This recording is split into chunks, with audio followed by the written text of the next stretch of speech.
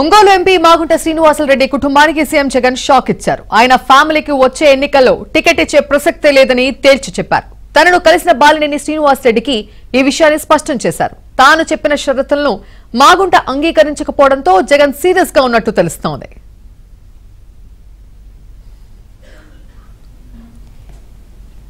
ఇదే విషయంపై మరింత సమాచారం ఏపీ బ్యూరో చీఫ్ రామారావు అందిస్తారు. రామారావు, పూర్తి అప్డేట్స్ ఏ విధంగా ఉన్నాయి?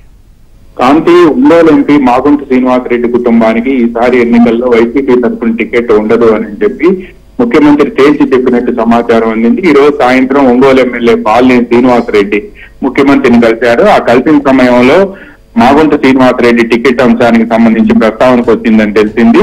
అయితే బాలినేని శ్రీనివాసరెడ్డిని ఒంగోలు నుంచి పోటీ చేయాలి అని చెప్పి ఆ అసెంబ్లీ నియోజకవర్గం నుంచి మాత్రమే పోటీకి అవకాశం కల్పిస్తాము అని చెప్పి సీఎం స్పష్టం చేసినట్టు తెలిసింది. అయితే మరో 4 నియోజకవర్గాల్లో అభ్యర్థుల ఎంపికకు సంబంధించి బాలినేని శ్రీనివాసరెడ్డికి స్వేచ్ఛ ఇచ్చారని కూడా సమాచారం అందింది. చివరిగా మాగుంట శ్రీనివాసరెడ్డి టికెట్ విషయం ప్రస్తావించిన వెంటనే వాళ్ళ కుటుంబానికి టికెట్ ఇవ్వడం లేదు అని చెప్పి సీఎం తెగేసి చెప్పినట్టు కూడా మనకు సమాచారం అందింది. అయితే బాలినేని అంతకు ముందు మాగుంట శ్రీనివాసరెడ్డికి ముఖ్యమంత్రి 4 షరతులు విధించారు.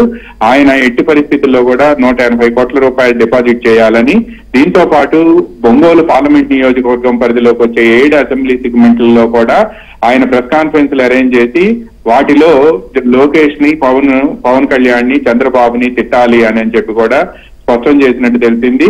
ఆయన తెలుగుదేశంలోకి వెళ్తారని చెప్పి ప్రచారం జరుగుతుందని, అందువలన ఆయన తన వైసీపీలోనే ఉంటారు అని చెప్పేందుకు ఈ ప్రెస్ మీట్లు ఏర్పాటు చేయడంతో పాటు ఈ ప్రెస్ మీట్లలో కూడా చంద్రబాబు, పవన్ కళ్యాణ్, లోకేష్ ని దూషించాలి అని చెప్పి కూడా షరతు విధించినట్టు తెలిసింది.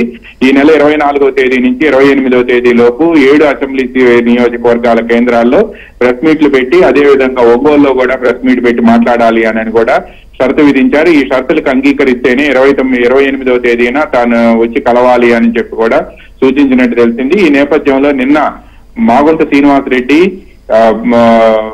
ప్రాంతీయ రీజనల్ కోఆర్డినేటర్ గా ఉన్న విజయసాయి రెడ్డిని నిన్న మధ్యాహ్నం కలిశారు. నిన్న మధ్యాహ్నం కలిసిన సమయంలో మాగుంట శ్రీనివాసరెడ్డితో పాటు బాలినేని శ్రీనివాసరెడ్డి కూడా ఉన్నారు. ఇటువంటి షరతులు తాను ఎప్పుడు కూడా నేను అంగీకరించబోను అని చెప్పి, పైగా వాళ్ళని తిట్టాల్సిన అవసరం కూడా తనకు లేదు అని చెప్పి కూడా మాగుంట శ్రీనివాసరెడ్డి స్పష్టం చేసినట్టు తెలిసింది.